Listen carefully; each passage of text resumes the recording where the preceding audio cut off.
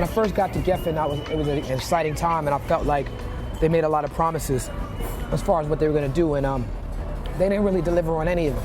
The only promise they delivered on was actually putting the record out, which they had a financial obligation to do. My last album, I sold 75,000, and that's because Rawkus was involved, and it wasn't Geffen, it was MCA, and there was just a lot bigger of a push.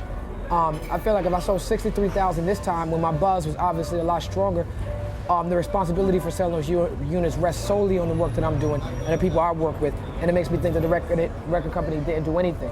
And when people who work the records come up to me and echo those same sentiments, I'm positive of it. Most of the industry gets paid for doing nothing, you know, and a hot record is a hot record.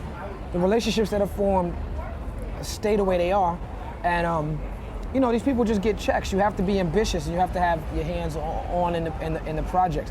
What artists have to remember is that we're the ones who do this. These lawyers and these accountants and these fans, they don't do it for a living. So sometimes we take too much of their advice when it comes time to figuring out how to do what we do. Kanye is the one who gave me that advice. He was like, don't never let nobody from a label tell you how to do a song or what's hot or what's not, or else you'd switch positions with them.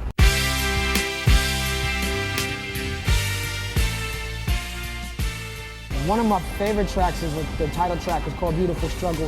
The music of it is beautiful. It's like some Latin feel. Hot Tech did it, and it just that track kind of sums up the energy of the album more than any other track, I think. That's why I called it the title track. The Reflection Eternal album and Black Star album happened because of the time, and the time will definitely be right again.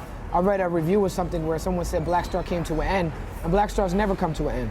And it never will. In order for Black Star to be relevant, in order for Reflection to be relevant, I gotta stay active, Hot Tech gotta stay active, Most Def gotta stay active, so that people are interested in what we gotta say collectively.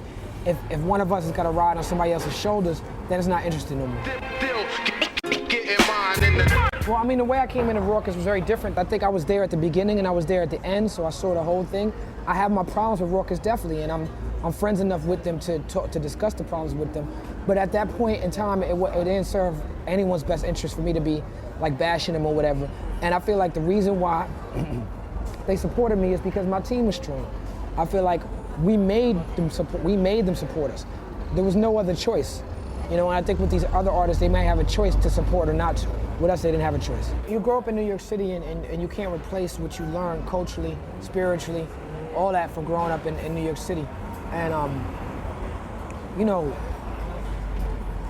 you get spoiled when you grow up in New York. You go out in the rest of the world and you don't understand why everybody don't have access to the same information that you got. You're hardened by the city and it becomes a piece of you.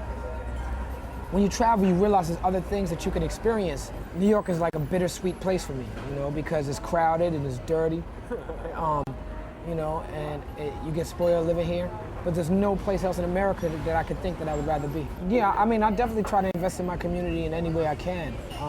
Whether it's, you know, I raise my family in my community, I shop in my community, and I try to, you know, be involved in property ownership in my community, and you know, just try to lead by example instead of a lot of talk.